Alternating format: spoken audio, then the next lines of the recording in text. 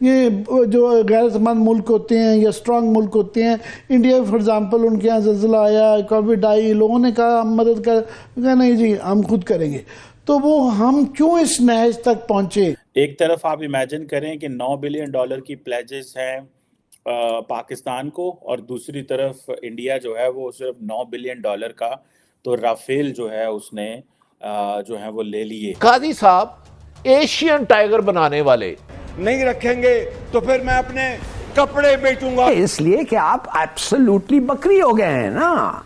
वजीर आजम, foreign minister पहुंचे हुए हैं जनीवा में पैसे लेने, और आर्मी चीफ साहब जो हैं वो सऊदी अरब और यूएई पहुंचे हुए हैं पैसे लेने, ताकि हम अपनी फॉरेन एक्सचेंज रिजर्व बेहतर कर सकें। और वजीर आजम ज़ाहिर है इस वक्त जो है फ्लड्स की उसके लिए जो है ना जनीवा में भीख मांग रहे हैं, भीख मांगी जा रही है ना वहाँ पे। ये मैं जानना चाहता हूँ कि जब इनको पता था कि वो 16 बिलियन जो रिक्वायरमेंट था, IMF अप्रूव्ड असेसमेंट था, और 8 बिलियन अब तक हो गया है, ये जाने की इनको क्या जरूरत थी? आप सिर्फ गिलगित बल्तिस्तान में चले जाए, वहाँ पे इतने बड़े मैसिव प्रोटेस्ट हो रहे हैं, बलूचिस्तान में मैसिव प्रोटेस्ट हो रहे हैं, जहां आटे के 2 किलो लेने के लिए ये लाइनें हैं।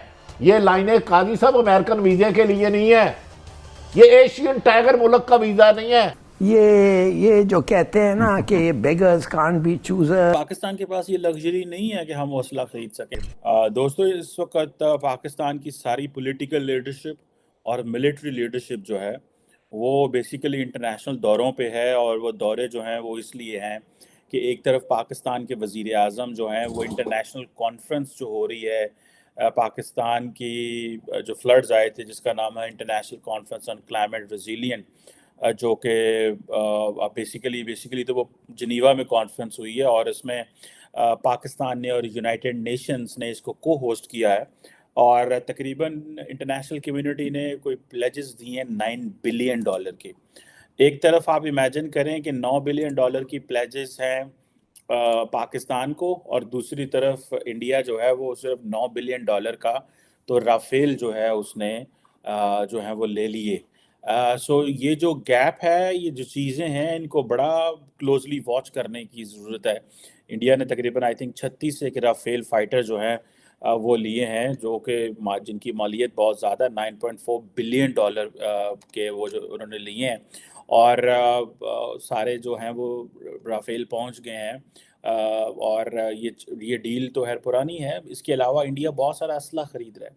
अब इसमें आप देखें कि अब पाकिस्तान के पास ये लग्जरी नहीं है कि हम हौसला खरीद सकें। हमारे पास क्या है, हमारे आर्मी चीफ साहब जो हैं वो बैठे हुए हैं, वो गए हुए हैं सऊदी अरब, 3 दिन 4 दिन वो सऊदी अरब रहे हैं, अगले 3 दिन वो यूएई में हैं, जहाँ पे वो आज उनकी मोहम्मद बिन ज़ायद से मुलाकात हुई है, और सुना है कि प्राइम मिनिस्टर साहब भी जो यूएई पहुंच रहे हैं, और वो वहाँ पे कोई डायलॉग होगा, और वो पाकिस्तान को कोई पैसे देंगे ताकि फॉरेन एक्सचेंज रिजर्व हमारे ऊपर हों, और हमारी जो इकोनॉमिक कंडीशन है वो बेहतर हो। अब वज़ीर आज़म, फॉरेन मिनिस्टर पहुंचे हुए हैं जनीवा में पैसे लेने, और आर्मी चीफ साहब जो हैं वो सऊदी अरब और यूएई पहुंचे हुए हैं पैसे लेने, ताकि हम अपनी फॉरेन एक्सचेंज रिजर्व बेहतर कर सकें। जो अगले 3 साल में ये पाकिस्तान के अंदर ये डेवलपमेंट और इन सारी चीज़ों में लगेंगे। ज़ाहिर बात है ये पैसा ओवरनाइट पाकिस्तान के अंदर नहीं आने वाला।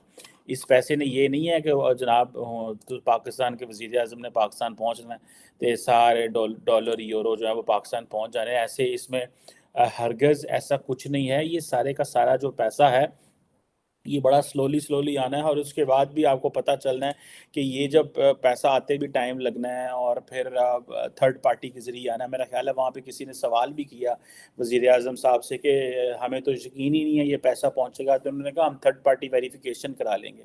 अब उनको इस चीज़ का नहीं पता कि अगर ये $9 बिलियन है तो ये अगर थर्ड पार्टी बीच में पड़ गई तो वो सारे पैसे तो वो थर्ड पार्टी ही ले जाती हैं। अब हमारी इतनी कैपेसिटी बिल्डिंग नहीं है कि हम वो पैसा खुद लगा सकें, हम पे ट्रस्ट नहीं किया जाता।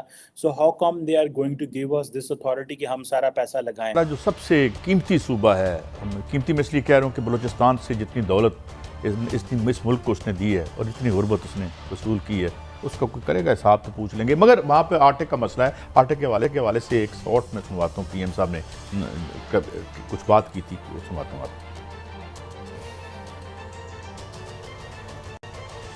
जो कीमत कल और परसों पंजाब में होगी, वही कीमत KPK में होगी। मैं दरखास्त करूंगा चीफ मिनिस्टर साहब से कि यही कीमत रखें, नहीं रखेंगे तो फिर मैं अपने कपड़े बेचूंगा और आपको मैं आटा मुहैया करूंगा। बंटी साहब अब देखें आटे की कीमत किधर चली गई है। बात एक और सुनवा दूं ना आपको शॉर्ट, फिर आप खुल के बोलिएगा, उसके बाद मैं सो जाऊंगा। नहीं फिर खुल के बोलिएगा। हाँ ये सुनाए। ये आज ठाटे मारता हुआ समंदर आपको गवाह बनाकर कहता हूं कि अगर अल्लाह ताला हमें मौका दे तो ये मुसद्दा अपोजिशन के साथ मिलकर हम 6 महीने में पाकिस्तान की मईशत को ठीक करेंगे, वगरना मेरा नाम इमरान न्याजी रख देना।